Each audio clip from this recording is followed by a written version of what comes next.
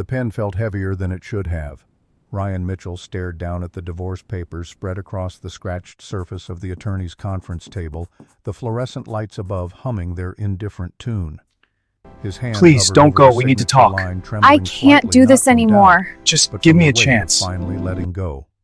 Across from him, Jessica sat with her legs crossed, one designer heel bouncing impatiently. Her lawyer, a sharp-eyed woman in an expensive suit, tapped manicured nails against her leather portfolio.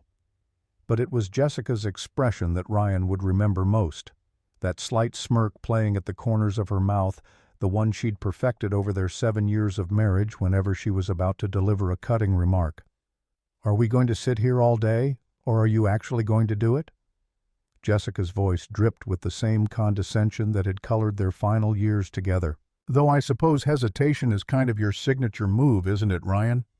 His attorney, Frank Morrison, a soft-spoken man in his 60s who'd handled Ryan's case pro bono after hearing his story, placed a gentle hand on Ryan's shoulder. "Take your time.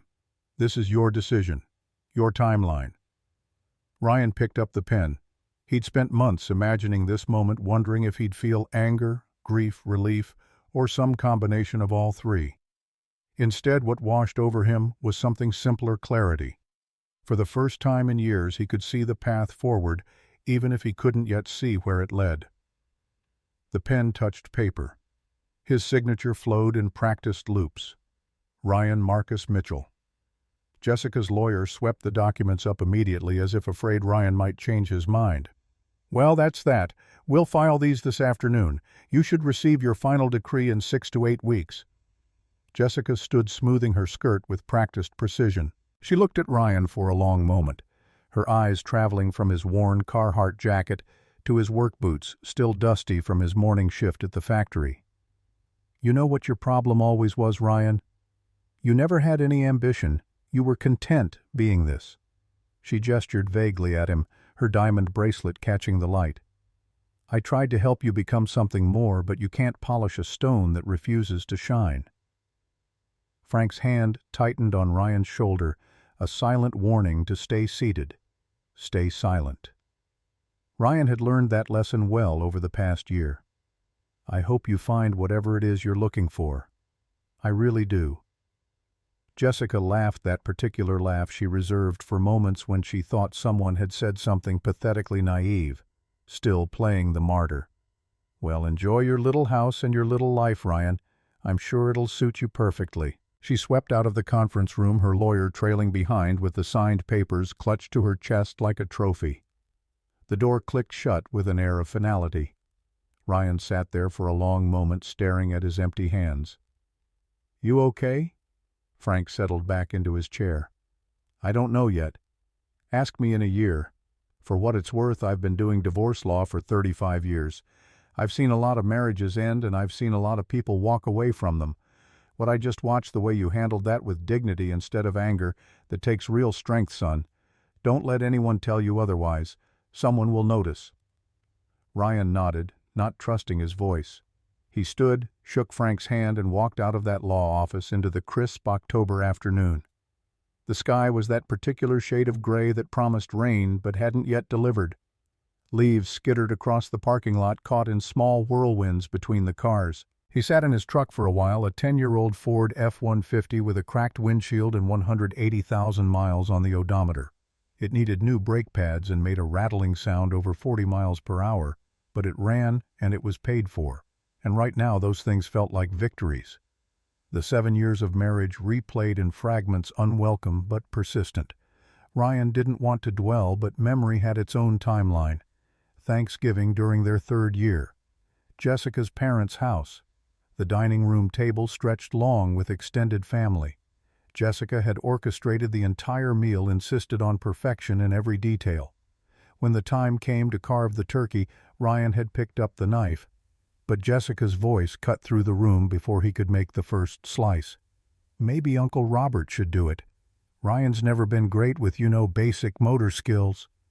Laughter rippled around the table, uncertain at first, then encouraged by Jessica's confident smile. Ryan had set down the knife, stepped back, let Robert take over. He'd caught his reflection in the china cabinet glass, a man erased in real time. Emma's 5th birthday party 2 years later. The backyard filled with parents and children, balloons tied to the fence posts. Jessica had pulled Ryan aside an hour before guests arrived. "You did pick up the cake right from Anderson's bakery." "I went to Anderson's yesterday like you asked. They said the order was changed to Miller's this morning." Jessica's eyes had narrowed. "I never changed anything." "This is exactly what I'm talking about, Ryan. You can't handle one simple task." Later, she'd told the other parents within Ryan's earshot that he'd forgotten to pick up the cake entirely, that she'd had to scramble last minute to save the party.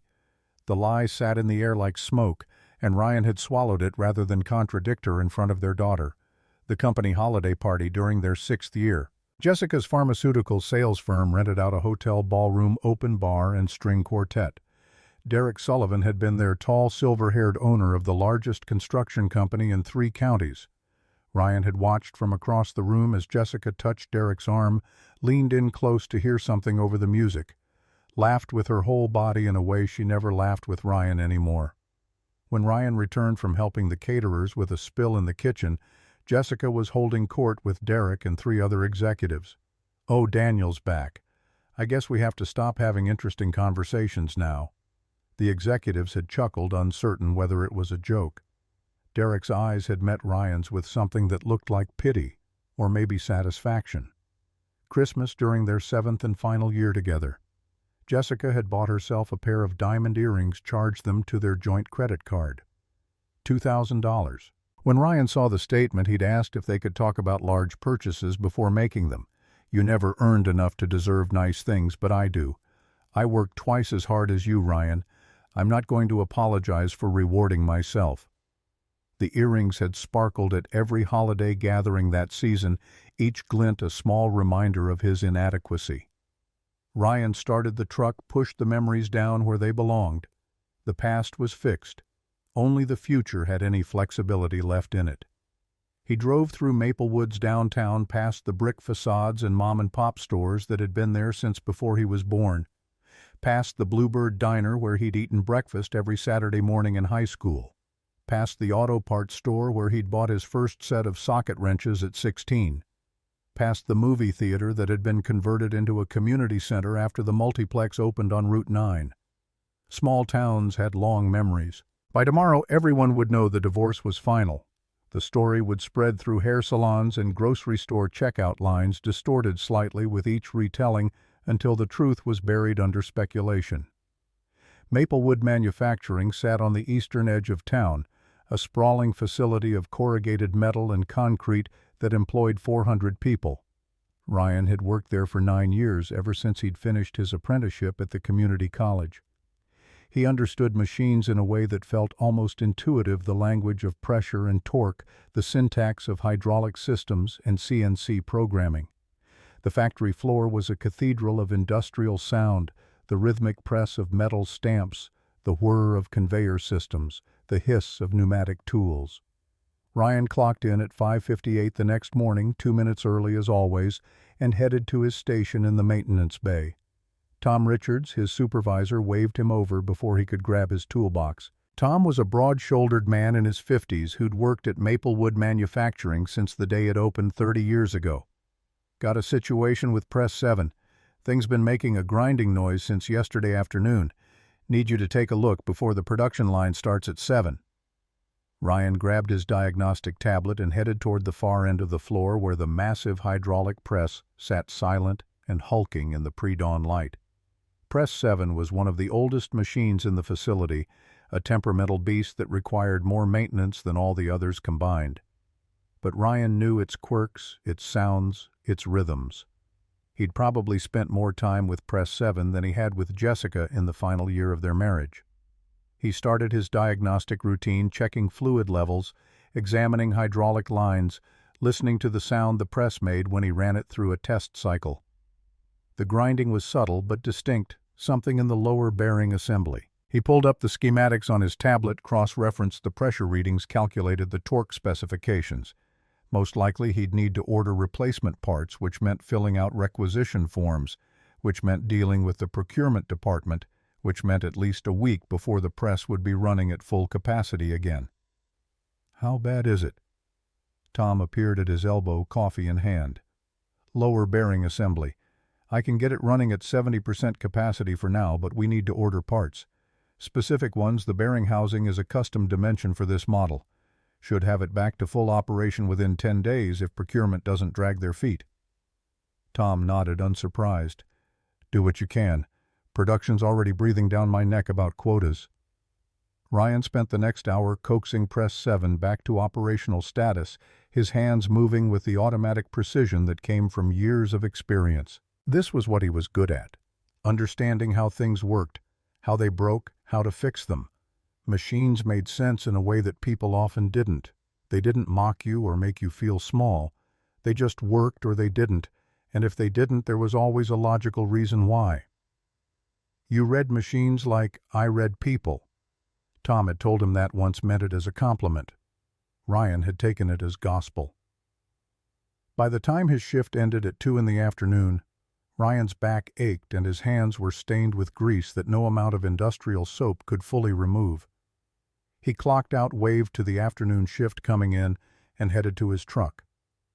The house he'd bought 2 months ago sat on the south side of Maplewood, a modest structure with yellow siding and white shutters. 3 bedrooms, 1 bathroom, a kitchen with appliances from the 90s, and a living room barely big enough for a couch and TV. The backyard was mostly dirt, and the garage door stuck when it rained. He'd paid $89,000 cash for it, every penny of his savings, after Jessica had made it clear she'd be keeping their marital home, the 4-bedroom colonial on Maple Hills Drive that her parents had helped them buy. But this house was his. No one could take it from him, and more importantly, no one could make him feel small within its walls. The custody arrangement gave Ryan every other weekend and Wednesday evenings with Emma. This was his week without her, and the silence in the house felt profound. He'd tried to fill it with projects, patching drywall, replacing light fixtures, painting Emma's bedroom the pale purple she'd chosen from sample cards at the hardware store. But the quiet still pressed in during the evenings, heavy and patient. His phone buzzed. A text from his younger brother Jake, who lived 2 states away in Ohio. "How'd it go yesterday?" "Done. It's official." 3 dots appeared, disappeared, appeared again. "You okay?" "Getting there. One day at a time. That's all any of us can do. Love you, brother." Ryan set the phone aside and turned on the TV, not really watching, just needing the noise to fill the silence. Some crime procedural he'd seen before. He let it play, his mind drifting. The following 3 weeks passed in a rhythm of work and solitude. Ryan fixed Press 7, trained 2 new maintenance techs on the CNC diagnostic systems, helped Tom troubleshoot an electrical issue in the ventilation system. At home, he finished painting Emma's room, assembled a bookshelf from the furniture store, started planning a modest workshop in the garage. Wednesday evenings with Emma were the highlights. They'd have dinner together, usually something simple that Emma loved, like spaghetti with meatballs or grilled cheese with tomato soup. She'd tell him about school, about her friends, about the chapter book her teacher was reading to the class. Ryan would help with homework, listen to her practice reading aloud, tuck her into bed in his spare room with its fresh purple walls. On the alternating weekends, when Emma stayed with him, they'd make pancakes on Saturday mornings, go to the park if the weather was nice, watch movies curled up on the couch. Emma never asked difficult questions about the divorce, seemed content to accept the new normal without interrogation. But sometimes Ryan caught her watching him with an expression too old for her 7 years, as if she were trying to solve a puzzle she didn't have all the pieces for yet. Jessica maintained a cold professionalism during exchanges. She'd pull up in her BMW, wait in the driveway, while Emma gathered her things, offer a clipped goodbye without meeting Ryan's eyes. The legal necessities of co-parenting without any of the warmth that might have made it bearable. Ryan had started to believe this was his life now, stable, predictable, quietly adequate. He could live with that. He'd lived with worse. The phone call came on a Tuesday evening in early November, 3 weeks after the papers were signed. Ryan was in the garage measuring lumber for the workbench he wanted to build, when his phone rang from the pocket of his jacket hanging on a hook by the door. Unknown number. He almost let it go to voicemail, then answered on impulse. "Hello?" The voice on the other end was female, hesitant, familiar in a way he couldn't quite place. "Ryan. This is Sara. Sara Brennan." Ryan's hand stilled on the tape measure. Sara Brennan. Jessica's younger sister. He'd probably exchanged fewer than 100 words with her over the 7 years he'd been married to Jessica, despite seeing her at countless family gatherings. She was the quiet one, the one who sat in corners with a book, the one who observed but rarely spoke. "Sara." "Hi. Is everything okay? Is Emma?" No, everyone's fine. It's not, this is about something else." She stopped and he could hear her take a shaky breath. "I know this is strange calling you like this, but I need to talk to you, in person if possible. Would you be willing to meet me somewhere public?" Ryan's mind raced through possibilities, none of them good. "What's this about?" "Something I should have said a long time ago." Another pause, longer this time. "Please, I wouldn't ask if it wasn't important." There was something in her voice, urgency mixed with what sounded like guilt, that made Ryan agree despite his better judgment. "Okay. Where and when?" "Tomorrow. There's a park on Riverside Road, the one with the gazebo. Could we meet there around noon? I have a lunch break from work." "I can do that. Thank you, Ryan. Really, I'll see you tomorrow." She hung up before he could ask any more questions. Ryan stood in the garage, phone in hand, wondering what Jessica's sister could possibly need to tell him that required a clandestine meeting in a park. His first instinct was suspicion. Was this some kind of setup? Another way for Jessica to humiliate him? But Sara had never been cruel. She'd never been particularly warm either, but there had been moments over the years when he'd caught her watching him with something that looked like sympathy.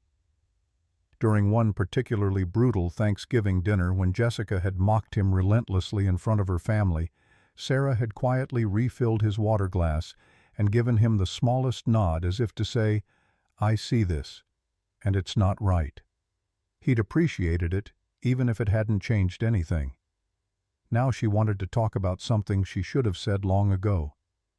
Ryan looked at the clock on the garage wall. 7:43. He should sleep. He had work in the morning, an early shift that started at 6. But his mind was already spinning through possibilities, each one worse than the last. Finally, he forced himself to go inside, to lock up, to go through the motions of his evening routine. But sleep came slowly, and when it did, it brought dreams of conference rooms and signed papers, and Jessica's laugh echoing in empty spaces. Riverside Park was a modest green space along the Susquehanna River, about 10 minutes from downtown Maplewood. A gazebo, some picnic tables, a playground that had seen better days. On weekends it was usually full of families, but on a Wednesday afternoon in late November it was nearly deserted. Sara's car was already there when Ryan pulled into the gravel parking lot, a practical Honda sedan, silver and unremarkable. He could see her sitting on a bench near the gazebo, her posture rigid with tension. She wore dark jeans and a gray sweater, her brown hair pulled back in a ponytail.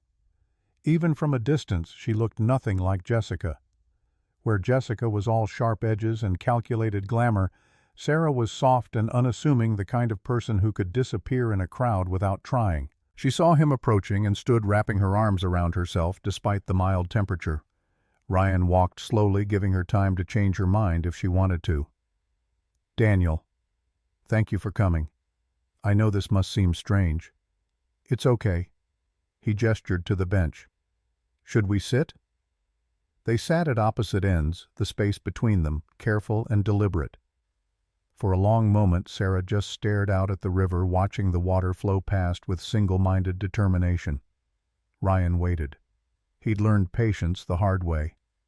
"I don't know how to start this. I've been rehearsing what to say for weeks, but now that you're here it all sounds inadequate. Just say it, whatever it is." Sara turned to face him, and Ryan was startled to see tears in her eyes. "I owe you an apology. A massive one. For years of silence when I should have spoken up. For standing by while my sister—" She stopped, swallowed hard. "While Jessica treated you the way she did. I saw it, Ryan. All of it, and I said nothing." Ryan felt something shift in his chest. Of all the things he'd imagined she might say, this hadn't been on the list. The family gatherings, Thanksgiving dinners where she'd make those little comments about your job, about your clothes, about how you'd never amount to anything. Christmas parties where she'd flirt with other men right in front of you and then mock you for not reacting. That awful 4th of July when she told everyone you were too afraid to light fireworks because you lacked basic competence. Sara wiped at her eyes with the back of her hand. I watched you take it. Year after year you just took it. You'd smile politely and change the subject, or you'd go help in the kitchen, or you'd spend time with Emma and pretend you hadn't heard what Jessica just said about you. And I admired that, honestly, your restraint, your dignity. But I also hated myself for not defending you. Ryan didn't know what to say. He'd assumed his humiliation had been his burden alone, something he endured in isolation. The idea that someone had witnessed it, had recognized it for what it was, felt both validating and devastating. Why didn't you say something, I mean? Sara laughed, but it was a bitter sound. Because I'm a coward. Because Jessica has always been the strong one in our family, the successful one, the one everyone admires. And I've always been the quiet little sister who never rocks the boat. She paused, seemed to gather herself. Our parents raised us to present a united front to never air family business in public, to protect the family reputation above all else. Mom remarried when I was 3. That's why our last names are different. Jessica kept Dad's name Carter. I took our stepdad's Brennan. But we learned the same lessons. Loyalty means silence. Sara turned to look at him fully. But what I realized, what I should have realized years ago, is that protecting Jessica's reputation meant being complicit in her cruelty. And I can't live with that anymore. A jogger passed by on the river path, earbuds in, oblivious to their conversation. Ryan watched him disappear around the bend before responding. What changed? The divorce. The things Jessica has been saying since you signed the papers. Sara pulled her phone from her pocket, tapped through screens. She's telling everyone, our parents, her friends, people at her office, that you abandoned the family, that you walked away without a fight because you never really cared about her or Emma, that she had to force you to take custody because you were too selfish to want the responsibility. Ryan felt anger flare hot in his chest, but he kept his voice level. And your parents believe that. They want to believe it. It fits their narrative better that Jessica is the victim of a failed marriage rather than the architect of one. Sara's hands twisted in her lap. I tried to tell my mother the truth last week. I told her that I'd witnessed Jessica's behavior for years, that you'd been nothing but patient and kind despite constant provocation. Do you know what she said to me? What she said: that every marriage has problems, and it was disloyal of me to take your side over my own sister's. She said that if I couldn't support my family, maybe I needed to reconsider where my loyalties lay.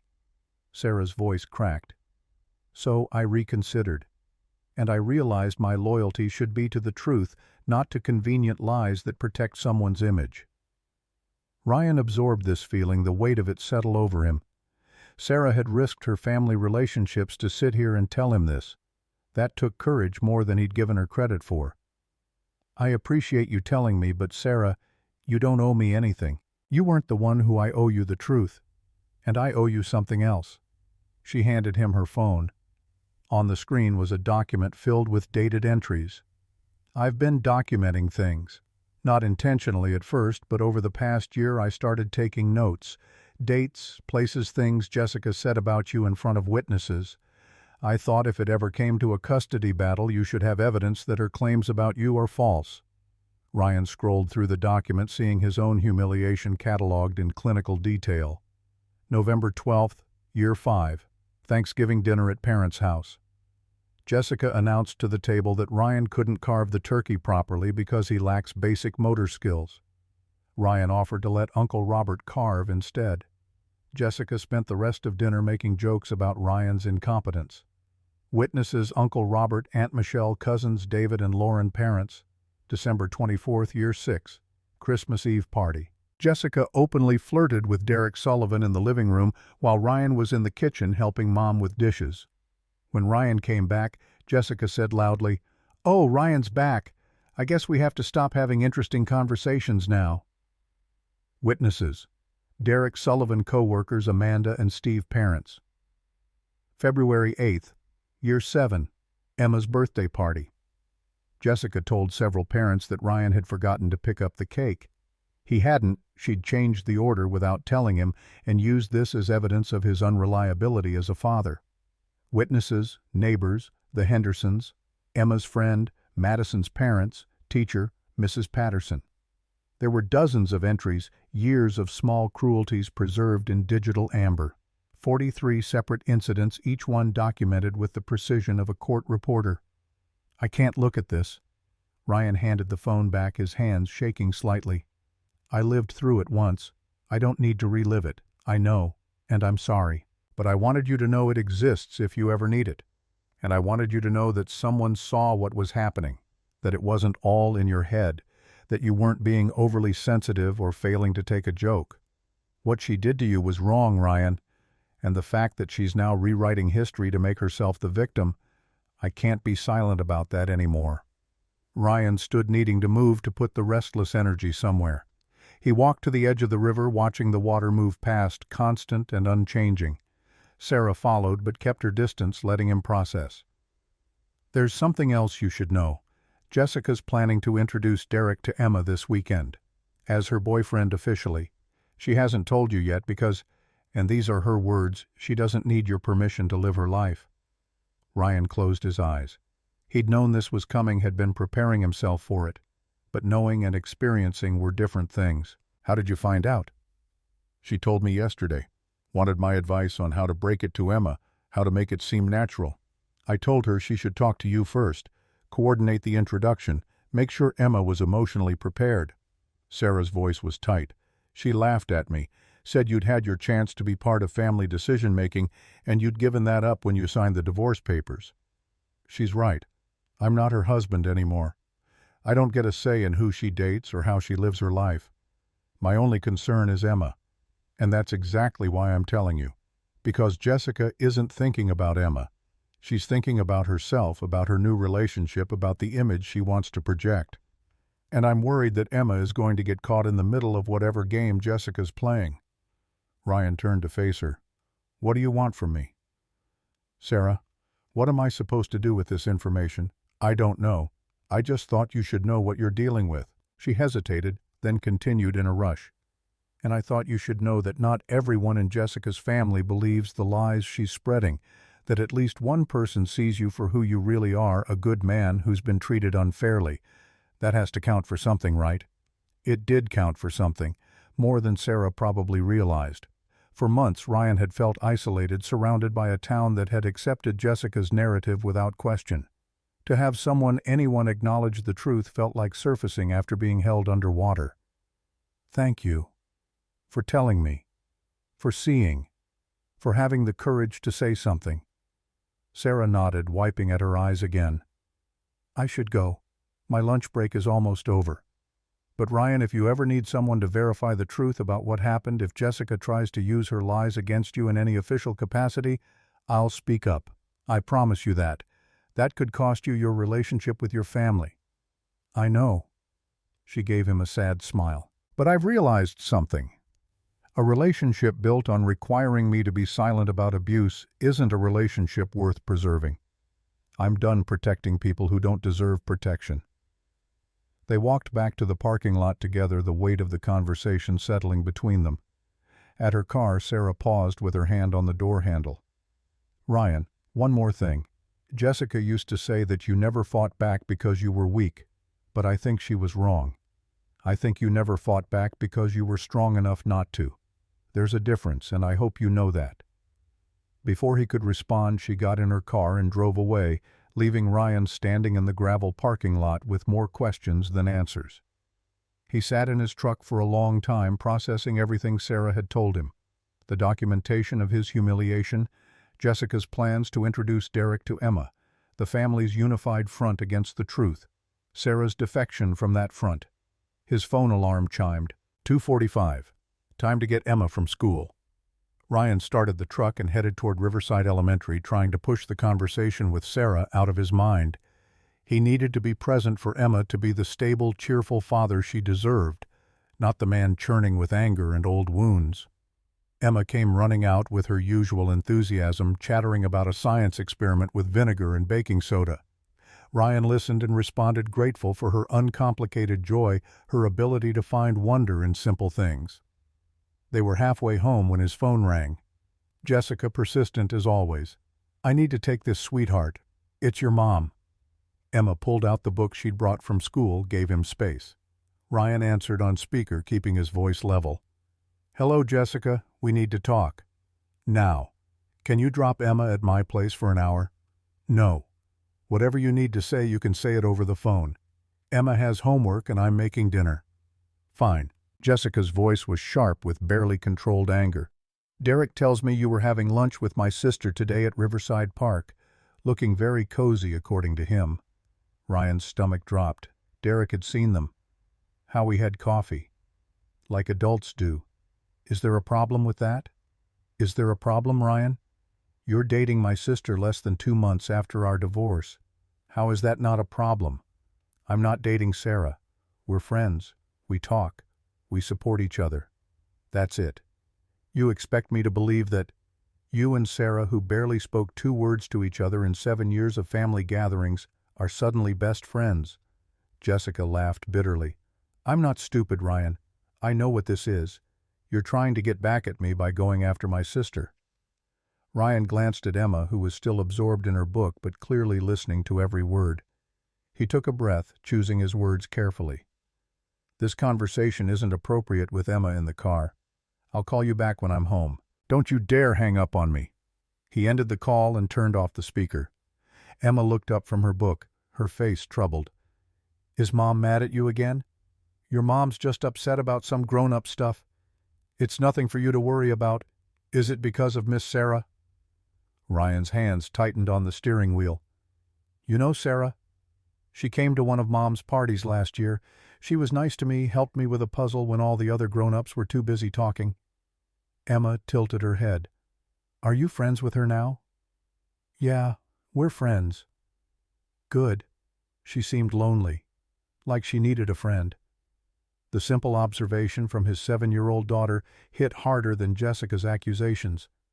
Emma had seen in one interaction what others missed entirely, that Sara was isolated in her own family, that she needed connection just as much as he did.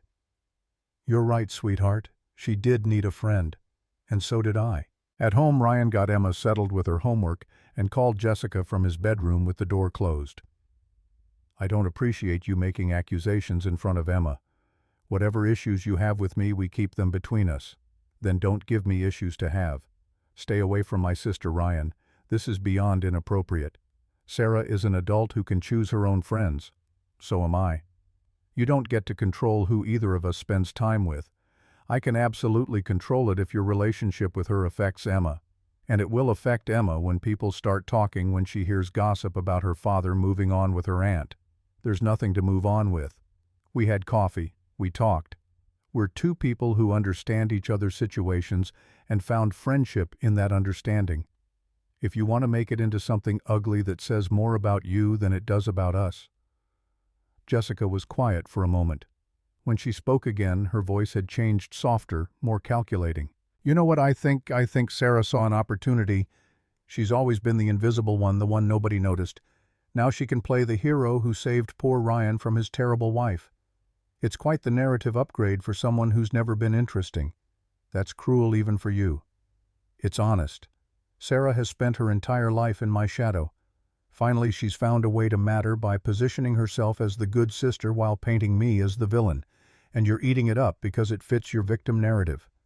Ryan felt anger rise hot in his chest. Is that what you tell yourself? That you're the real victim here? That Sara speaking the truth about how you treated me is somehow betrayal rather than courage? I treated you like a husband who couldn't provide the life I wanted. That's not abuse, Daniel. That's honesty. You humiliated me at every opportunity. You mocked my job, my clothes, my interests. You turned family gatherings into performances where I was the punchline. That's not honesty, Jessica. That's cruelty. Oh, please. You're so dramatic. I teased you sometimes. Couples do that. There's a difference between teasing and contempt, between joking and systematic degradation. Ryan's voice was shaking now. And the fact that you can't see that difference is exactly why our marriage failed. Our marriage failed because you were content to be mediocre, because you lacked ambition and drive and any desire to be more than you were. I needed a partner who could match me, who could build something significant. Instead, I got someone who was satisfied fixing machines and living in a modest house and never wanting anything bigger. I wanted a family. I wanted a home where I felt valued. I wanted a wife who saw me as enough. Those aren't small things, Jessica. They're everything. Then you should have married someone who wanted that too. Instead, you married me and spent 7 years trying to reshape me into someone I wasn't. When that failed, you divorced me and rewrote history to make yourself the victim of my inadequacy. I don't have to listen to this. Jessica's voice had gone cold. Stay away from Sara. If I find out you're continuing this, whatever it is, I'll take it to my lawyer. I'll argue that your judgment is compromised, that you're involving Emma in an inappropriate relationship with her aunt. You do what you need to do, but I'm done letting you dictate my life through threats. I'm done apologizing for existing in ways that don't serve your narrative. Sara and I are friends, and that's not changing because you've decided to be threatened by it. He hung up before she could respond, his heart hammering. He'd never stood up to Jessica like that, never pushed back so directly. Part of him was terrified of the consequences. Part of him felt lighter than he had in years. His phone buzzed immediately. Jessica calling back. He declined it. It buzzed again. He turned it off. In the kitchen, Emma was working on her math homework, her tongue poking out slightly in concentration, the way it always did when she was thinking hard. She looked up when Ryan entered. All done with your phone call? All done. How's the homework going? Good. I'm almost finished. She chewed on her pencil. Daddy, why is Mom mad about Miss Sara? Ryan considered how much to explain, how much a 7-year-old needed to understand. Sometimes when grown-ups get divorced, they have complicated feelings about their ex-spouse spending time with other people. Your mom's just adjusting to all the changes, same as you are. But you're allowed to have friends, right? Even if Mom doesn't like them. Yes, sweetheart. I'm allowed to have friends. Good. Emma returned to her homework. I like Miss Sara.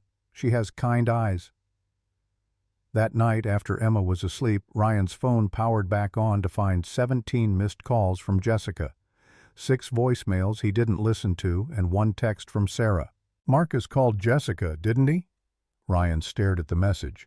Marcus was Derek's first name. Derek Marcus Sullivan. How did Sara know Derek had seen them? Yes. She's threatening to take it to her lawyer, claiming our friendship is inappropriate. I'm sorry. This is my fault. I should never have suggested coffee. Sara, stop. This isn't your fault. It's Jessica's pattern control through threats and intimidation. I'm not playing that game anymore. What are you going to do? Keep living my life. Keep being your friend. Keep showing Emma that you don't let bullies, even sophisticated ones in designer clothes, dictate your choices. A long pause, then 3 dots appearing and disappearing several times. You're remarkable. You know that I'm just tired of being afraid. There's a difference. Maybe. Or maybe being tired of fear is what makes someone remarkable. Ryan smiled at his phone, feeling something warm settle in his chest. Whatever happened next, whether Jessica followed through on her threats, whether the town's gossip machine went into overdrive, whether this friendship with Sara complicated his life in ways he couldn't yet predict, he'd face it the same way he'd faced everything else these past months. With dignity, with honesty, with Emma's well-being as his North Star. He went to bed that night with a strange sense of peace, as if something fundamental had shifted. Sara had given him a gift he hadn't known he needed: validation. Proof that he hadn't imagined the cruelty, that his experience had been real and witnessed and documented. And more than that, she'd given him an ally. Someone willing to stand up for truth, even when it cost her dearly. Ryan slept better than he had in months. The next morning he woke to find all 4 of his truck's tires slashed. Ryan stood in his driveway at 5:30 in the morning, coffee cup cooling in his hand, staring at the damage. All 4 tires deflated and ruined, the rubber cut cleanly in a way that spoke of deliberation rather than random vandalism. The cuts were precise, methodical. Someone had taken their time. His first instinct was to call the police to report it to make it official. But something stopped him. In a town like Maplewood, where everyone knew everyone, making a police report would just feed the gossip machine. And he had no proof of who'd done it, even though suspicions settled in his gut like a stone. Instead, he called Tom at work, explained the situation, and asked if someone could cover his morning shift. Then he called a tire shop, arranged for them to come out and replace all 4 tires, and sat on his front porch, watching the sun come up over Maplewood while he waited.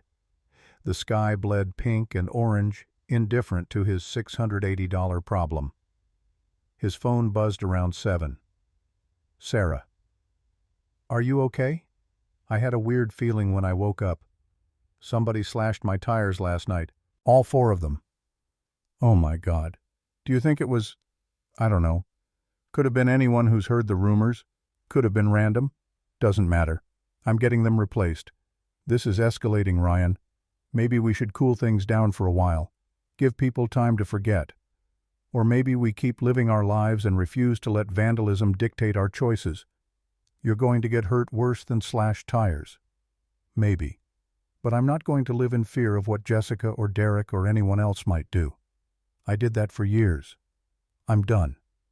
The tire shop arrived at 8, and by 9:30 Ryan had 4 new tires and a significantly lighter bank account.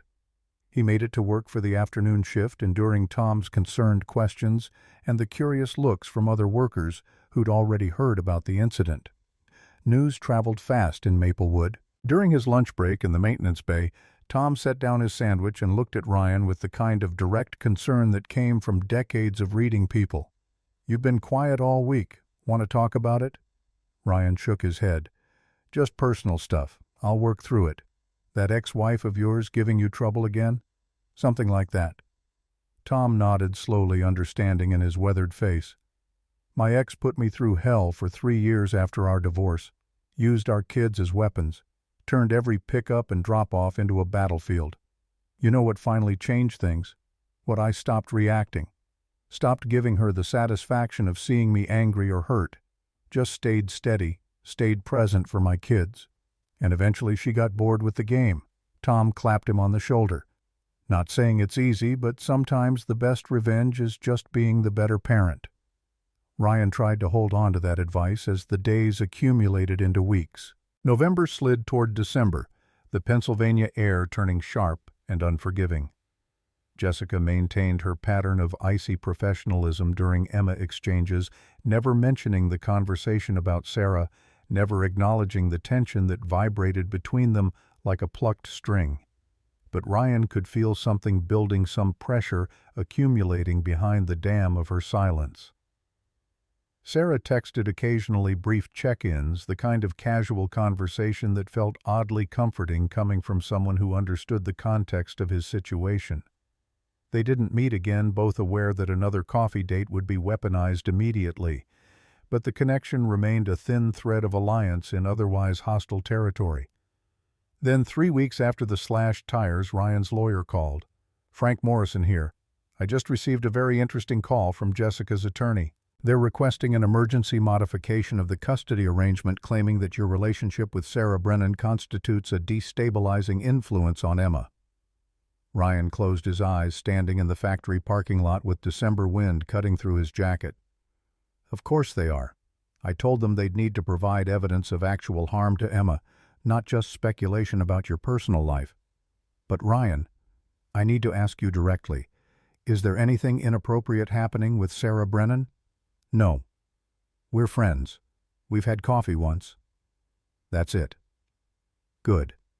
Because if this goes to court, Jessica's going to try to paint it as an affair that started before the divorce was final.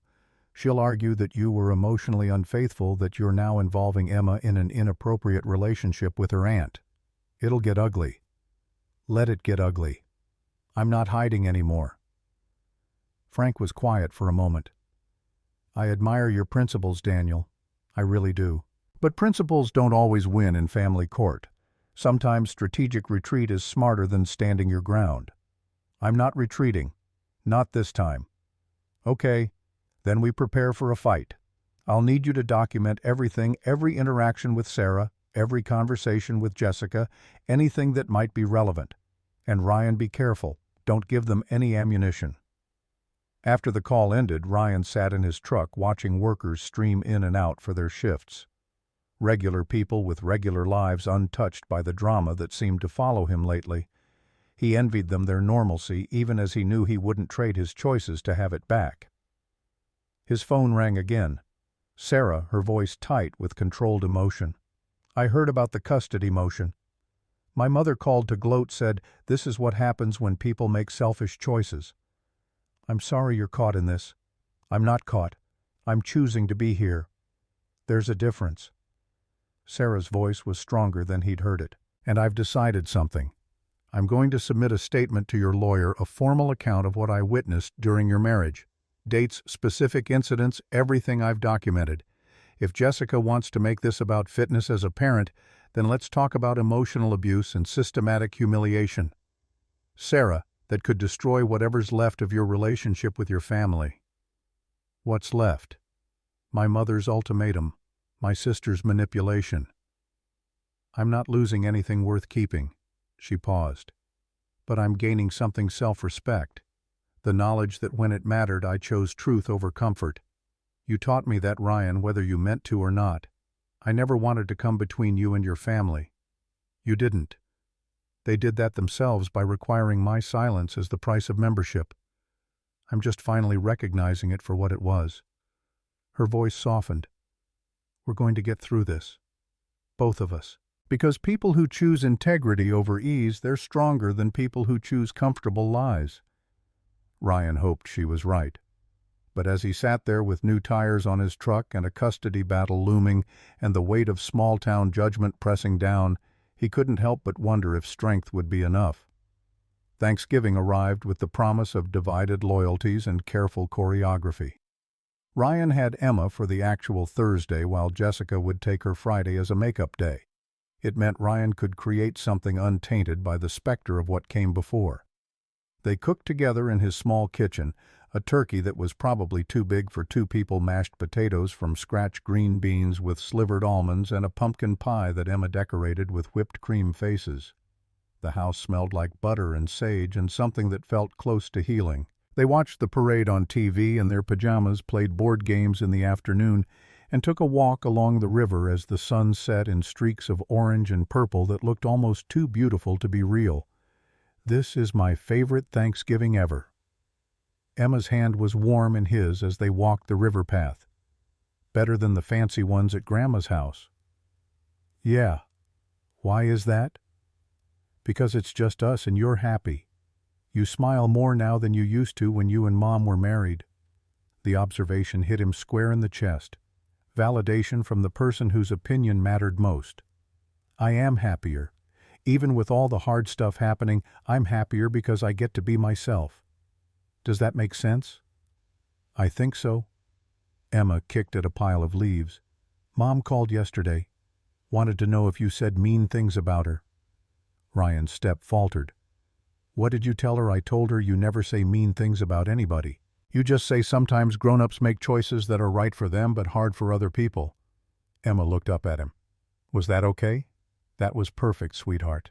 You told the truth, and you did it with kindness. I'm proud of you."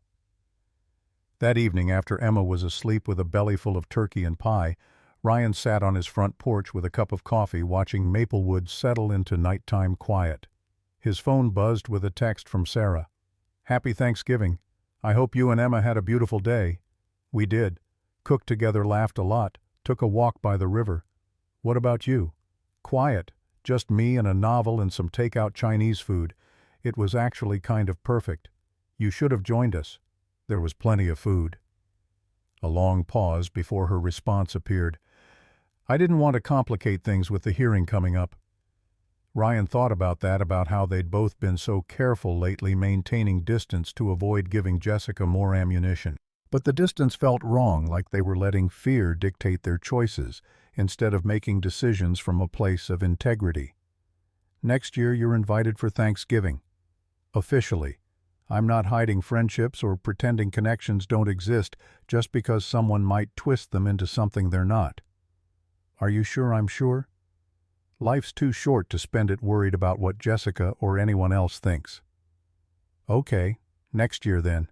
I'll bring dessert. Then after a moment, Daniel, thank you for being the kind of person worth standing up for. He didn't know how to respond to that, so he just sent back, same to you. Friday brought Emma's handoff to Jessica, and with it, the first crack in Jessica's armor. She pulled up at 5:30 as scheduled, but instead of her usual pattern of waiting in the car, she got out and walked to the door. Ryan opened it with Emma's overnight bag already in hand. Right on time. Jessica's expression was harder to read than usual, something beneath the professional mask that looked almost like uncertainty. We need to talk. Can I come in for a minute? Just us? Ryan glanced back at Emma, who was gathering her stuffed rabbit and favorite book. Emma, sweetheart, why don't you put your things in Mom's car? I'll be right there. Emma nodded and took her bag, leaving them standing in the doorway with the evening cold seeping inside. Friday was a disaster. You knew that already. Jessica's arms were crossed, defensive. Saturday at the aquarium was better, just us, and she seemed to relax. But then Derek came over for Sunday brunch and she shut down completely. Wouldn't talk to him, wouldn't make eye contact, just sat there looking miserable. Ryan waited, sensing there was more. I know what you're going to say, that I pushed too hard too fast. And you're probably right. The admission seemed to cost her something. But I need you to understand Derek is going to be part of my life, part of Emma's life eventually. She needs to adjust to that. Eventually being the key word. She's 7 years old and her whole world has been turned upside down in the past few months. She needs time to adjust to the divorce before you add another major change. I can't put my life on hold indefinitely. I'm not asking you to. I'm asking you to consider Emma's emotional readiness. To maybe slow down, let her get comfortable with the idea before forcing interactions. Ryan kept his voice level, fighting the urge to point out that none of this would be happening if Jessica had shown some basic consideration in the first place. Jessica was quiet for a long moment, staring at her car where Emma sat waiting in the back seat. Derek thinks we should back off. Give Emma some space. Let her come around naturally instead of forcing it. That sounds reasonable. It does. Jessica looked at him, then really looked at him, and for just a second Ryan saw past the armor to something that might have been regret.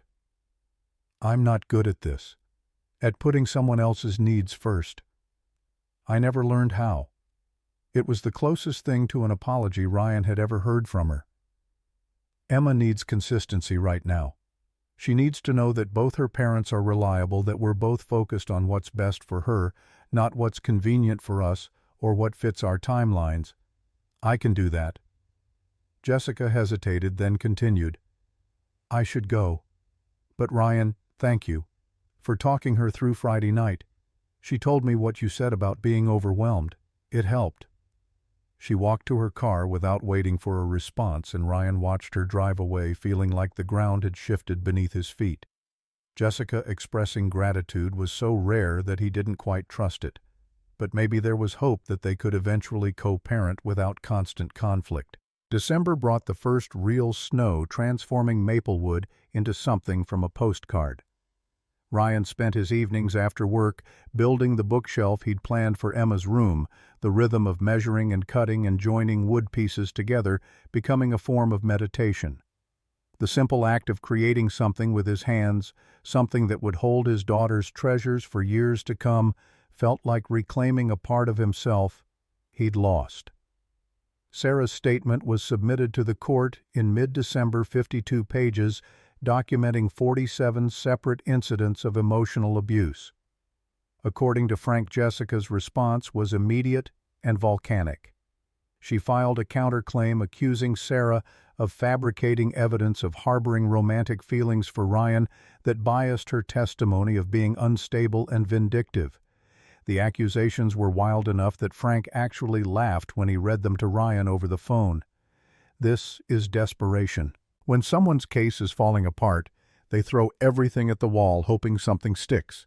But courts see through this kind of thing, especially when the evidence is as solid as what Sara's provided. The week before Christmas, Ryan received an unexpected visitor. Jessica's mother, Patricia Carter, showed up at his door on a Saturday afternoon while Emma was at a birthday party. Patricia was an imposing woman in her 60s, perfectly coiffed and dressed as if she were attending a country club luncheon rather than making a house call to her former son-in-law's modest home. "Daniel, I hope I'm not interrupting." Her tone suggested she didn't particularly care if she was. "Mrs. Carter, this is unexpected. May I come in? I won't take much of your time." Ryan stepped aside, letting her into the small living room. She glanced around with barely concealed judgment at the second-hand furniture, the children's drawings on the refrigerator, the general unpretentiousness of everything. Coffee Ryan offered more out of habit than hospitality. "No, thank you. I'll say what I came to say and leave." Patricia sat on the edge of the couch as if afraid it might contaminate her designer slacks. "I'm here to ask you to drop the custody proceedings, to accept the arrangement as it stands and stop dragging my family through this public spectacle. I didn't start the custody proceedings. Jessica did. I'm just defending myself. Semantics. The point is, this has gone far enough. You've already destroyed one daughter. Don't destroy both of them." Ryan sat across from her, keeping his expression neutral despite the anger building in his chest. "I haven't destroyed anyone. You've turned Sara against her family, poisoned her mind with your victim narrative, convinced her to betray her own sister for what attention, sympathy. The delusion that you two have some special connection." Patricia's voice dripped with disdain. "Sara was always weak, always too easily influenced. But I never thought she'd sink to this level of disloyalty. Sara made her own choices based on what she witnessed and what her conscience demanded. If you want to blame someone for her distance from the family, look at the people who required her silence as the price of membership. Don't you dare lecture me about family dynamics. You were married to my daughter for 7 years and learned nothing about how successful people operate. Jessica needed a partner with ambition, with drive. Instead, she got you content to work in a factory and live in this?" She gestured dismissively around the room. "This hovel, this house is paid for. It's clean and safe and filled with love. That's more than I can say for Jessica's colonial showcase that was always more concerned with appearances than actual happiness." Patricia's eyes narrowed. "You think you're better than us because you've embraced mediocrity, because you've convinced yourself that struggling is noble. The world rewards winners. Ryan, not people who settle for less than they could achieve. I'm not settling. I'm choosing what matters to me. Being present for my daughter, having integrity, building a life based on honest values rather than performance." Ryan leaned forward. "And Mrs. Carter, I don't need your approval or your understanding. I just need you to stop interfering in my relationship with my daughter. Your relationship with Emma is fine. It's your relationship with Sara that's the problem. End it. Stop seeing her. Stop encouraging her delusions of moral superiority, and I'll convince Jessica to drop the custody modification." "No." Patricia looked genuinely shocked, as if she'd never encountered someone who wouldn't capitulate to her demands. "No. No. Sara is my friend, a genuine one based on mutual respect and shared truth. I'm not ending that friendship because you or Jessica find it inconvenient." Ryan stood. "I think this conversation is over. I'll see you at the custody hearing in January if Jessica hasn't withdrawn it by then." Patricia rose, her face flushed with anger. "You're making a terrible mistake. Jessica has resources you can't imagine, lawyers, connections, the ability to make your life very difficult. She's been making my life difficult for 7 years. I survived that. I'll survive whatever comes next." Ryan walked to the door and opened it. "Goodbye, Mrs. Carter." She swept past him without another word, and Ryan watched her drive away in her Mercedes, his hands shaking slightly from the adrenaline. He'd just burned whatever bridge might have existed with Jessica's family. There was no going back now. His phone rang almost immediately. Sara, her voice tight. "My mother just called, said she went to see you and you were unbelievably rude." "What happened?" Ryan recounted the conversation, leaving nothing out. When he finished, Sara was quiet for a long moment. "She offered you a deal. Drop me, and Jessica drops the custody case." "Yes." "And you said no." "Of course I said no." Sara's voice was thick with emotion. "You could have made all of this go away, protected yourself and Emma from months of legal battles. Why didn't you take it? Because some things aren't negotiable. Friendships built on truth aren't bargaining chips. And I'm done teaching Emma that you sacrifice people who matter when it's convenient. He paused. Did I make the wrong choice? No. You made the brave choice. The right choice. Sara laughed shakily. I just can't believe you chose me over the easy way out. It wasn't even a difficult decision. They talked for another hour, making plans for Christmas. Sara would join them for dinner, bringing her famous apple pie and helping Emma decorate cookies. It felt natural, right, like pieces of their lives fitting together in ways that made sense. Christmas Day was exactly what Ryan had hoped for. Emma woke early to find presents under their modest tree books and art supplies and a new bicycle that Ryan had assembled the night before. Sara arrived mid-morning with pie and ingredients for cookies, and the three of them spent the day baking, laughing, watching holiday movies, and building the kind of memories that mattered more than expensive gifts or elaborate celebrations. Watching Sara help Emma roll out cookie dough, listening to them debate whether snowman cookies needed 3 buttons or 4, Ryan felt something shift in his chest. This was what family could look like, chosen authentic, built on mutual care rather than obligation or blood ties. That evening, after Emma was asleep and they were cleaning up the kitchen together, Sara turned to him with flour still dusting her cheek. Thank you for today, for including me. It's been years since Christmas felt like anything other than a performance. Thank you for being here, for being yourself. Ryan reached out and gently brushed the flour from her face, and the moment stretched between them charged with possibility. Sara stepped closer, her eyes searching his. Ryan, I need to tell you something, and it might complicate everything, but I can't not say it anymore. Okay. I think I'm falling for you. Not because you're Jessica's ex-husband, or because it would upset my family, or any of the dramatic reasons they'd claim, but because you're kind and steady, and you choose integrity even when it costs you. Because you see me, the real me, and you value what you see. She took a shaky breath. I understand if that's too complicated, if you need to keep this just friendship, but I had to be honest. Ryan's heart was pounding. He'd been pushing away similar feelings for weeks, telling himself it was too soon, too complicated, too likely to be used against him in court. But standing there with Sara looking at him with such vulnerability and hope, he couldn't deny the truth any longer. I'm falling for you too. Have been for a while. I just didn't know how to navigate it without making everything worse. So what do? We take it slow. We're honest about it with each other, with Emma, when the time's right, with the court. If we have to be. We don't hide or apologize, but we also don't rush. Ryan took her hands. And we see where this goes, understanding it might be messy and complicated, but also maybe worth it. Sara smiled, and Ryan saw in her face the same cautious hope he felt. They'd both been through enough to know that love wasn't simple, that choosing each other meant accepting complications. But they'd also both learned that the alternative, living safely but inauthentically, was worse than any complication. He kissed her, then gentle and careful, aware that this moment carried weight. This wasn't just two people finding connection, it was a choice with consequences, a line crossed that couldn't be uncrossed. When they pulled apart, Sara was smiling through tears. Your phone's buzzing. Ryan glanced at the counter where his phone lit up with a text notification. Jessica's name on the screen. Saw Sara's car at your house all day on Christmas. Really?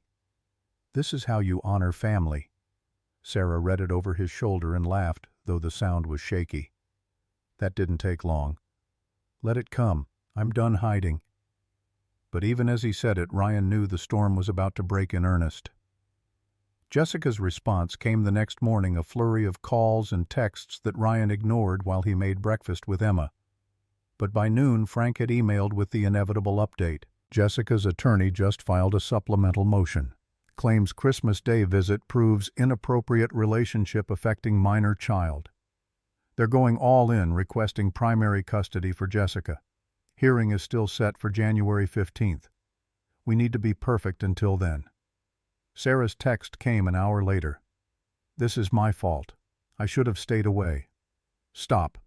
We're not doing anything wrong. I'll testify. Tell them everything.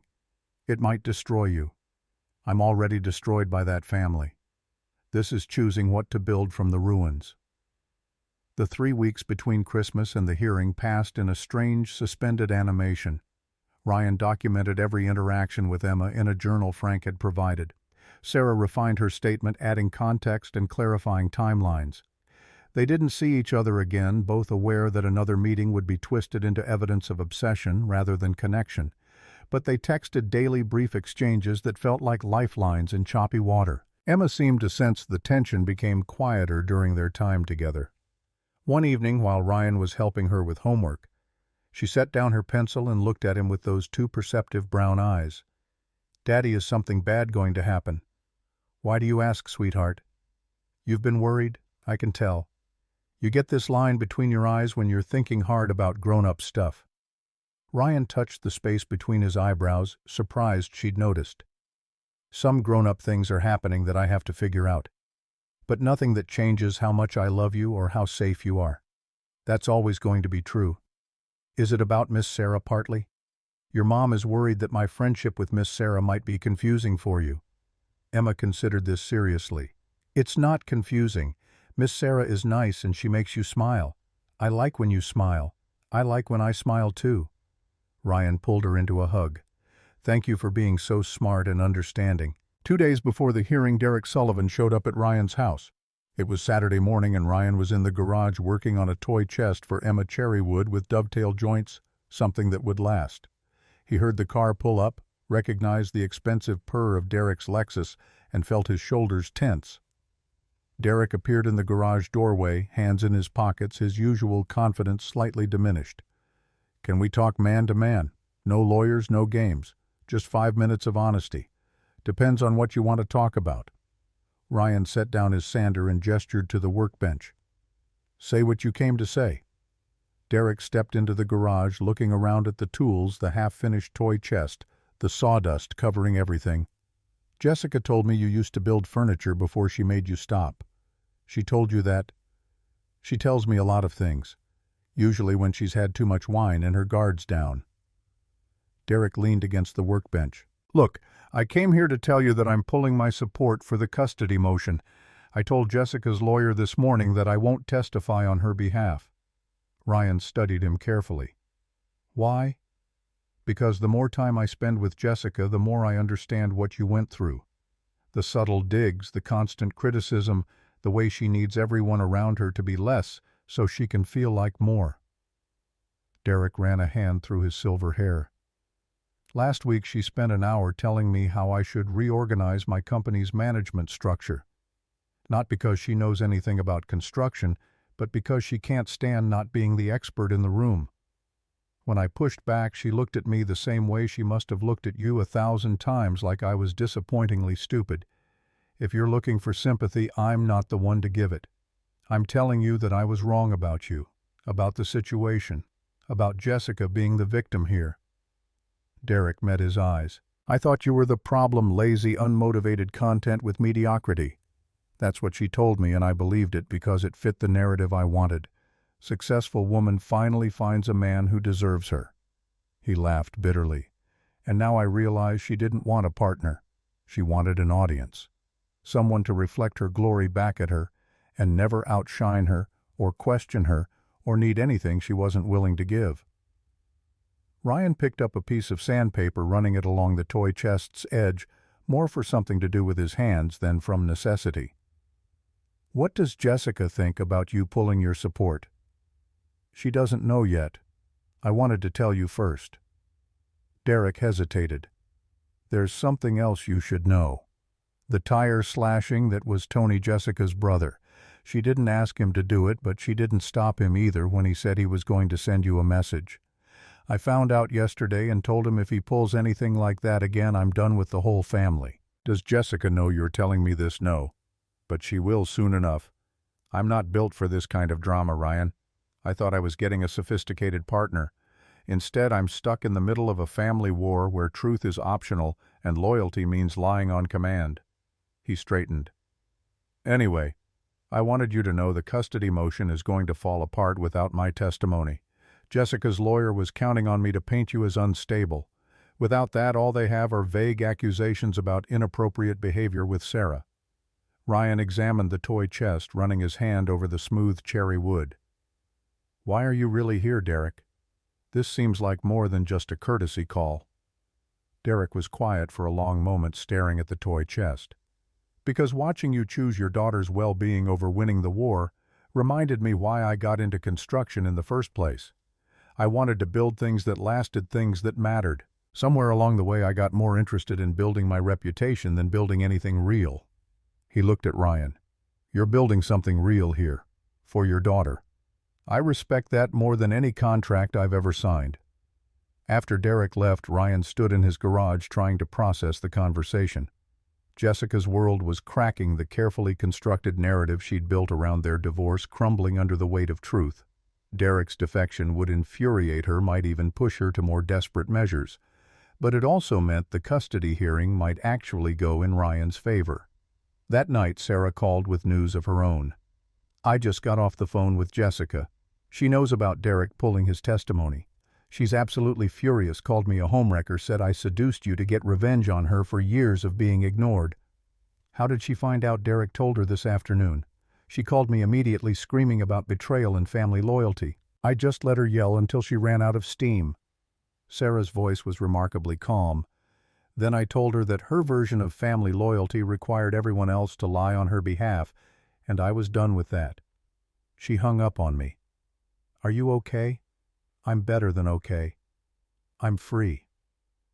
For the first time in my life, I said exactly what I thought to Jessica without worrying about the consequences. And you know what? The consequences aren't nearly as scary as I thought they'd be. They talked until midnight, making plans for after the hearing, regardless of how it went. Sara had already decided she was done trying to repair things with her family. The cost was too high, and the relationship on offer wasn't worth preserving. Sometimes you have to let go of the people who raised you to become the person you're meant to be. Sara's words carried a weight that Ryan understood intimately. He'd let go of Jessica. Sara was letting go of her family, both of them choosing integrity over comfort, truth over performance. The night before the hearing, Ryan couldn't sleep. He lay in bed staring at the ceiling, running through every possible outcome. Best case, the judge saw through Jessica's manipulations and kept the custody arrangement unchanged. Worst case, Emma ended up spending more time with a mother who saw her as a pawn rather than a person. At 2 a.m, he got up and went to Emma's room, stood in the doorway watching her sleep. Her stuffed rabbit was clutched in her arms, her face peaceful in the dim glow of her nightlight. This was what he was fighting for, her right to feel safe and loved and valued, regardless of which parent's house she was in. Whatever happened tomorrow, he'd make sure Emma knew she was worth fighting for. His phone buzzed on the nightstand. Sara, apparently also unable to sleep. You ready for tomorrow? As ready as I'll ever be. We're going to be okay. Both of us. The truth is on our side. I hope that's enough. It has to be. Otherwise, what's the point of any of this? Ryan smiled in the darkness. Get some sleep. Tomorrow we show them what integrity looks like. Tomorrow we show them what love looks like. Sara's response came after a pause. The real kind. The kind that chooses someone's well-being over winning. Ryan set the phone down and closed his eyes, holding on to that thought like a talisman against the uncertainty ahead. The courthouse in downtown Maplewood was a stolid brick building from the 1940s, its courtrooms paneled in dark wood that had absorbed decades of human conflict. Ryan arrived at 8:30 on January 15th, 30 minutes before the hearing was scheduled to begin. Frank was already there, briefcase open on a bench in the hallway, reviewing documents with the methodical focus of a man who'd done this hundreds of times. You look like you slept. Frank glanced up, assessing. Barely. Coffee helped. Good. Keep that energy. Judge Holloway runs a tight courtroom. She doesn't tolerate theatrics, which works in our favor. Jessica's attorney likes drama. Sara arrived at 8:45 wearing a navy dress that made her look both professional and vulnerable. She sat beside Ryan on the bench, close enough that their shoulders touched, a small gesture of solidarity that felt larger than it was. I'm terrified. Her voice was barely above a whisper. Me too. But we tell the truth and we trust that it matters. It has to matter. Otherwise, she didn't finish the thought. Didn't need to. Jessica arrived at 8:58 with her attorney Amanda Price, a woman in her 40s, with sharp features and an expensive suit that probably cost more than Ryan's monthly mortgage. Jessica's eyes found Ryan immediately held his gaze with something that looked like wounded fury before she turned away. The courtroom itself was smaller than Ryan had imagined, almost intimate. Judge Margaret Holloway presided from the bench, a stern-looking woman in her 50s with silver hair pulled back in a tight bun. She had a reputation in Maplewood's legal community for asking uncomfortable questions and seeing through carefully constructed narratives. Frank had warned Ryan about that. It could work in our favor or against us depending on how well you handle direct examination. Just tell the truth. Don't embellish and trust the process. The hearing began with Amanda Price laying out Jessica's case in language designed to make Ryan sound like a man whose judgment had been catastrophically compromised. Your Honor, Mr. Mitchell began a romantic relationship with his ex-wife's sister mere weeks after their divorce was finalized. He has exposed their minor daughter to this inappropriate relationship, prioritizing his own desires over the child's emotional stability. The evidence will show a pattern of poor judgment that warrants modification of the custody arrangement to protect Emma's best interests. Amanda gestured to a folder thick with documents. We have photographs of Ms. Brennan's vehicle at Mr. Mitchell's residence on Christmas Day. We have text message exchanges that demonstrate an intimacy that developed suspiciously quickly. And we have testimony that Emma herself has expressed confusion about the nature of her father's relationship with her aunt. That last part was a lie. Emma had never said anything of the sort, but Amanda delivered it with such confidence that it sounded plausible. Frank's response was measured, almost understated. Your Honor, what the petitioner characterizes as inappropriate is actually two adults forming a friendship based on mutual understanding and support. Ms. Brennan will testify that she witnessed years of emotional abuse during Mr. Mitchell's marriage to her sister. Mr. Mitchell will testify that he has been nothing but transparent with his daughter about his friendships, and the evidence will show that this motion is not about Emma's welfare, it's about Ms. Carter's desire to control her ex-husband's personal life. Judge Holloway made notes, her expression unreadable. We'll hear testimony starting with Ms. Carter. Ms. Price, call your first witness. Jessica took the stand with the poise of someone accustomed to presenting a carefully curated version of herself.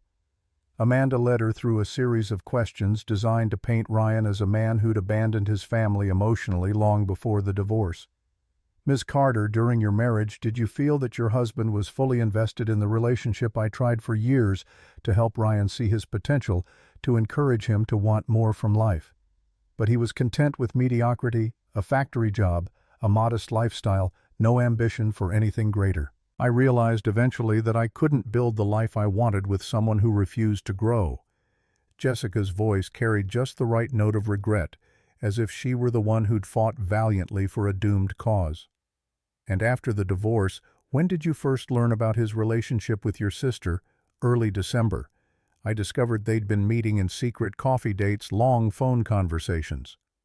When I confronted Sara, she became defensive, claimed they were just friends. But the speed with which their relationship progressed suggests something that started well before Ryan and I separated. That was the first direct accusation that the relationship had been ongoing during the marriage. Frank made a note but didn't object, better to let Jessica overreach and then dismantle it during cross-examination. Amanda continued building the narrative, each question designed to make Ryan look like a man whose personal choices were damaging his daughter. How has Emma responded to learning about her father's relationship with your sister? She's confused. She came home from Christmas at Ryan's house asking why Aunt Sara was there all day, why she seemed so comfortable in Daddy's house. Emma's only 7, she doesn't understand adult relationships, but she knows something has changed, and it's unsettling for her. Another lie delivered with maternal concern that would be convincing to anyone who didn't know the truth. Frank's cross-examination was surgical. Ms. Carter, you testified that you learned about Mr. Mitchell's friendship with your sister in early December, but your sister didn't contact Mr. Mitchell until early November. Correct? Jessica hesitated. I'm not sure of the exact date. Let me refresh your memory. Phone records show the first contact between them was November 3rd, more than 3 weeks after your divorce was finalized. Does that sound accurate? If you say so.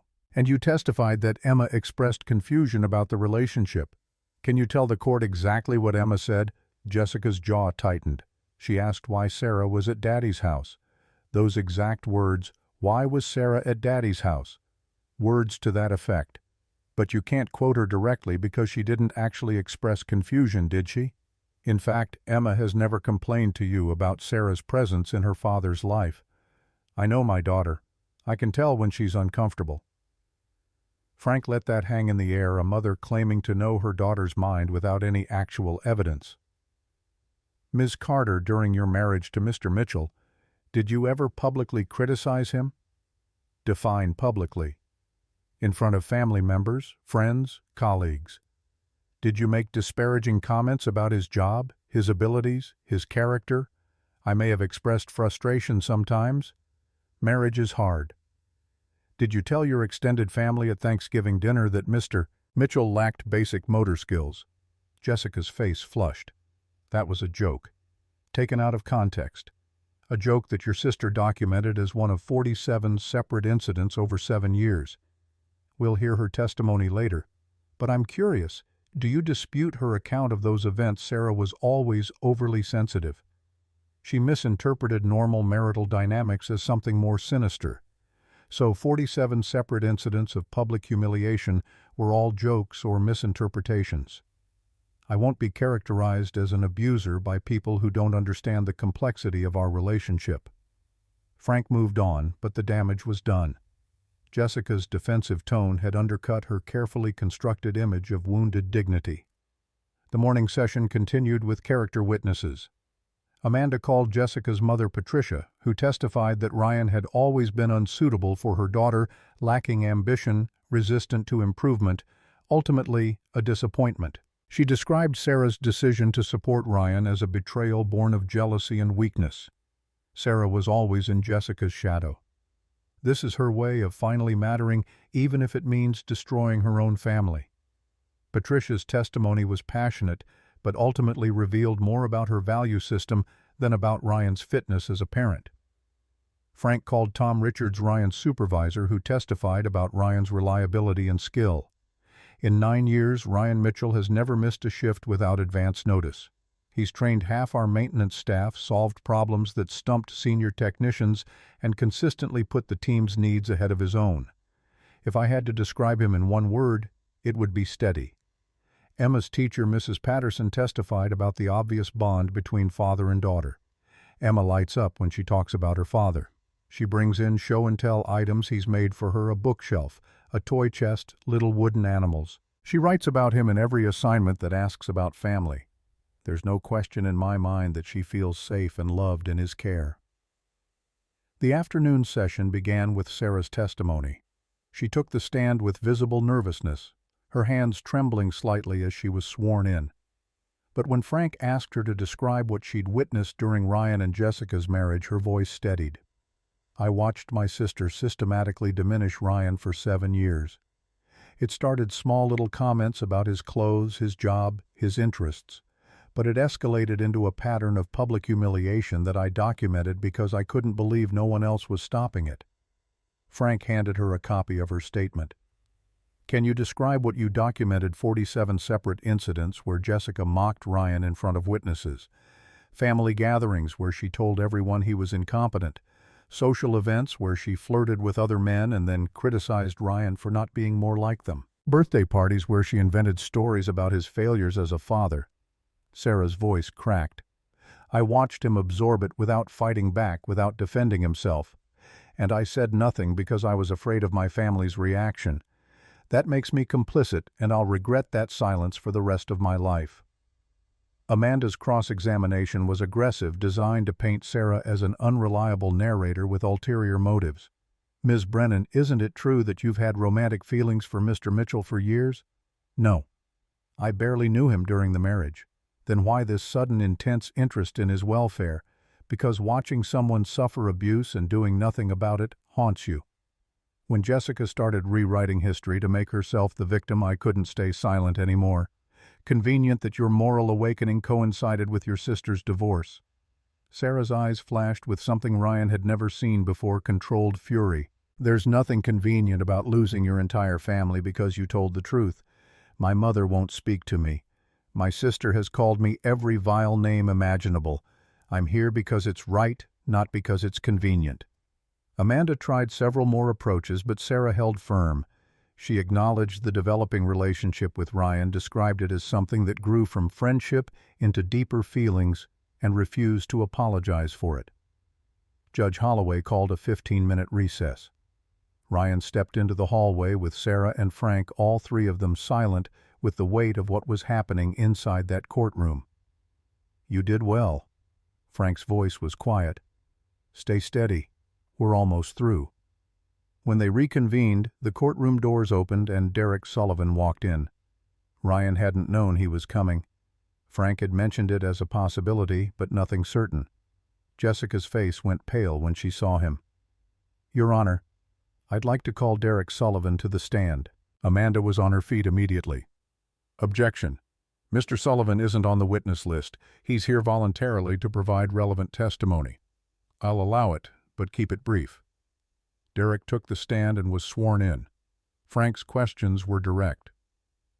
"Mr. Sullivan, you dated Jessica Carter for approximately 4 months following her divorce from Ryan Mitchell. Is that correct?" "Yes." "During that time, did you form opinions about the nature of their marriage?" "I did. Jessica told me that Ryan was lazy, unmotivated content with a mediocre life. She painted herself as a woman who'd wasted 7 years trying to elevate a man who refused to rise. I believed her because it fit what I wanted to believe." "And what changed your mind spending time with Jessica, seeing how she treated me when I didn't meet her expectations, realizing that her version of events was carefully edited to make her the hero of every story?" Derek's voice was measured, factual. "She told me, and I quote, 'I need to win this custody case to prove Ryan wrong, to show him I always win.'" The courtroom went silent. Jessica's lawyer looked like she'd been struck. That statement made me realize this wasn't about Emma's welfare.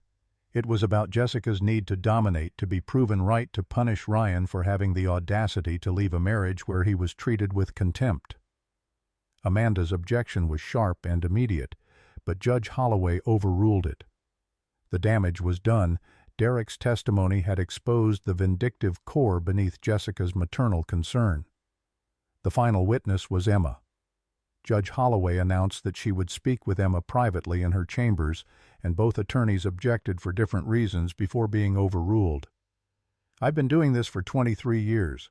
I know how to talk to children without traumatizing them or leading them. We'll take a 30-minute recess." Ryan waited in the hallway, pacing while Sara sat on the bench with her eyes closed. Frank reviewed his notes one more time, though Ryan suspected he was just trying to appear calm for his client's benefit. 30 minutes stretched into 45. When the courtroom doors finally opened, Emma emerged with a victim advocate, spotted Ryan, and ran to him. He knelt and pulled her into a hug, feeling the rapid beat of her heart against his chest. "Did I do okay, Daddy?" "You did perfect, sweetheart. Whatever you said was perfect because it was honest." Judge Holloway reconvened the hearing and waited until everyone was seated before speaking. "I've presided over family court for 23 years. I've seen every variation of custody dispute imaginable. What I've learned is that children know more than we give them credit for. They understand when parents put them first and when parents use them as weapons." She looked directly at Jessica. "Ms. Carter, your daughter told me today that she loves both her parents but feels safer with her father because he doesn't make her worry about adult problems. She also told me that you frequently ask her questions about her father's personal life, who visits him, whether he seems happy, what he talks about with Aunt Sara. That's inappropriate. Children shouldn't be put in positions where they feel they're betraying one parent by being honest about the other."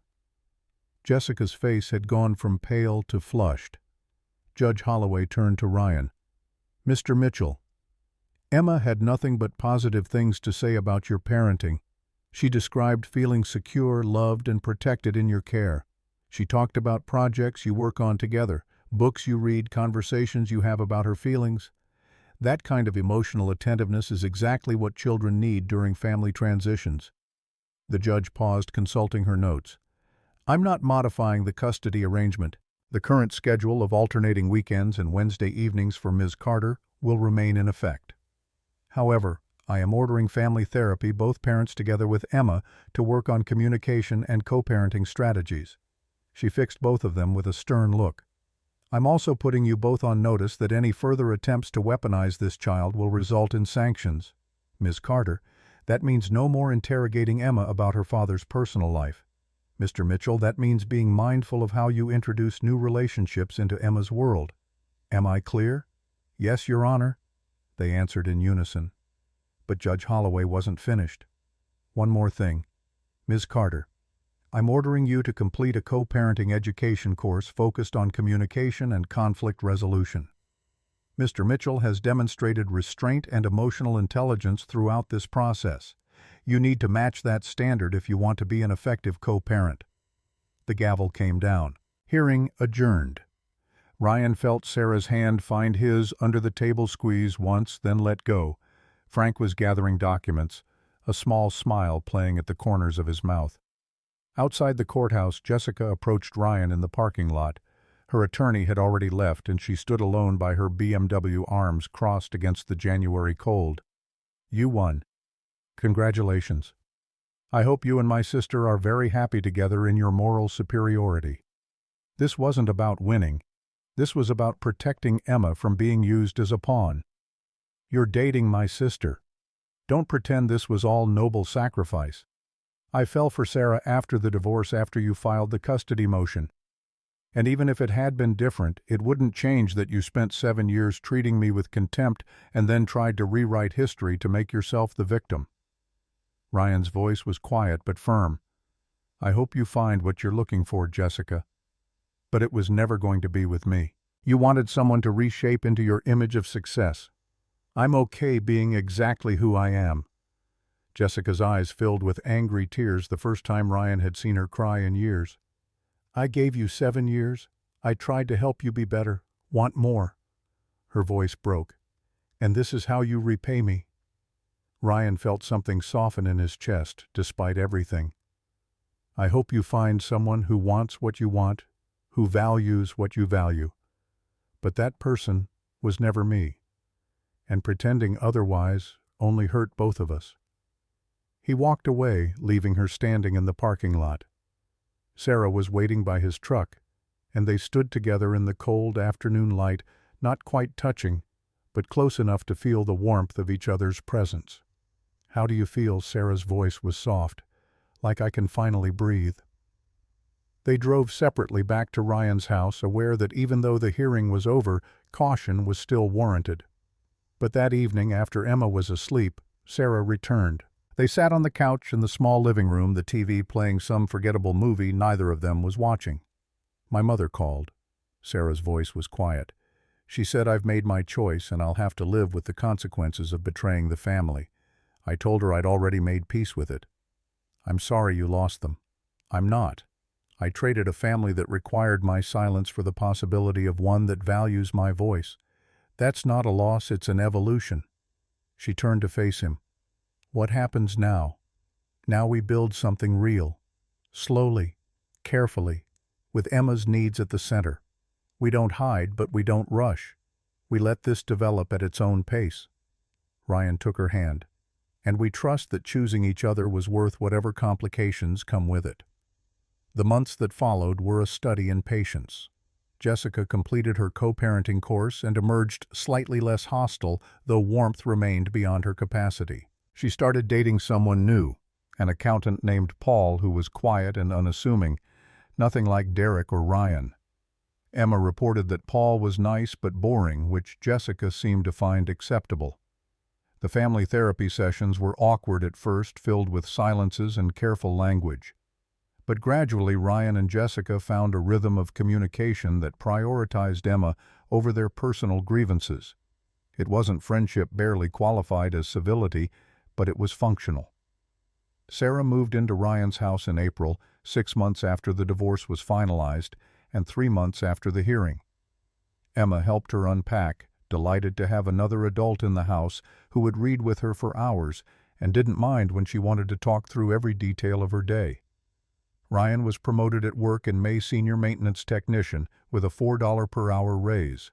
Tom had lobbied for it personally, telling the plant manager that Ryan was the most valuable technician on the floor. The workshop in the garage grew more sophisticated. Ryan taught Emma basic woodworking safety, first respect for the tools, patience with the process. They built a birdhouse together, and Emma painted it purple with yellow polka dots, a combination that should have been garish but somehow worked. One evening in late August, almost 10 months after the divorce papers were signed, Ryan stood in his backyard watching Sara and Emma plant tomatoes in the garden they'd started together. The evening light was golden and soft, turning everything it touched gentle. Emma's hands were covered in dirt, her laughter bright as Sara showed her how to pack soil around the seedlings.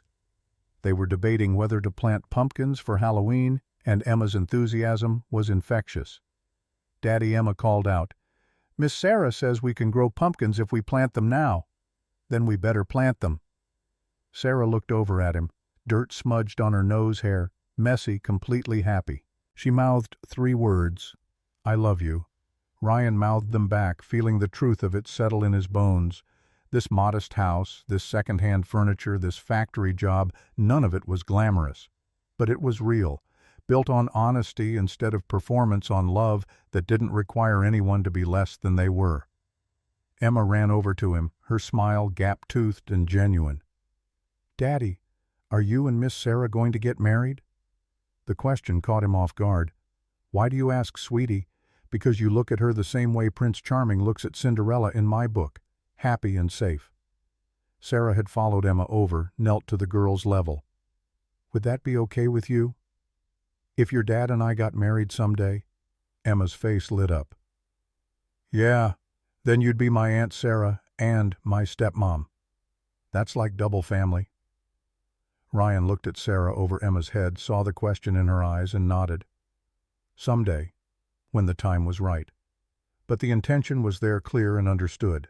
That night after Emma was asleep, Ryan and Sara sat in the garden they'd built together, surrounded by the smell of earth and growing things. "I never thought I'd find this." Sara's voice was soft.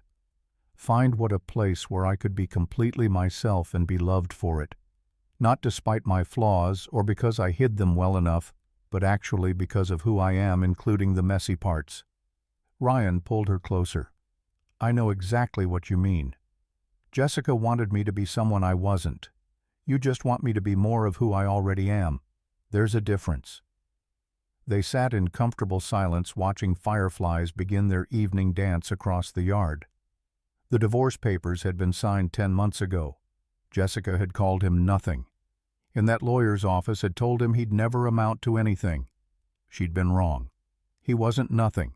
He was a father, a craftsman, a man who'd chosen dignity over rage, silence over retaliation, truth over performance. He'd lost a wife who needed him diminished to feel elevated.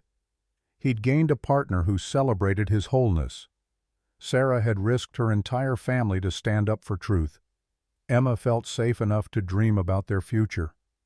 And Ryan finally understood what Frank had meant that day in the conference room. Someone will notice your dignity. Sara had noticed. Emma had noticed. Derek in his own way had noticed. Even the judge had noticed. And most importantly, Ryan had noticed it in himself. "You know what I realized today?"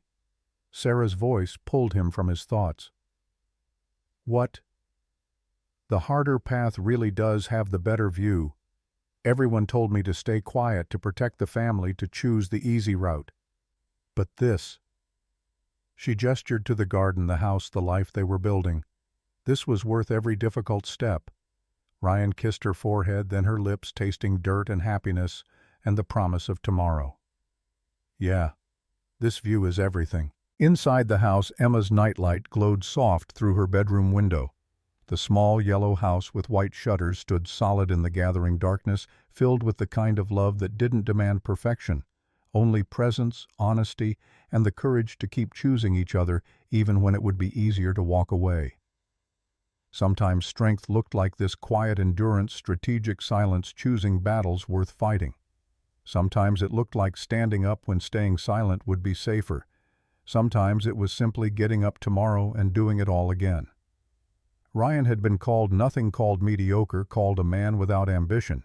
But he'd built something that would last, not just the furniture in his garage or the garden in his yard, but a family chosen rather than obligated, authentic rather than performed, built on a foundation of integrity instead of sand. The stars emerged one by one above Maplewood, indifferent to human drama, but beautiful nonetheless. Ryan held Sarah's hand and felt Emma's presence in the house behind them, and knew with absolute certainty that he'd always been enough. He just needed to find people who recognized it, and to recognize it in himself.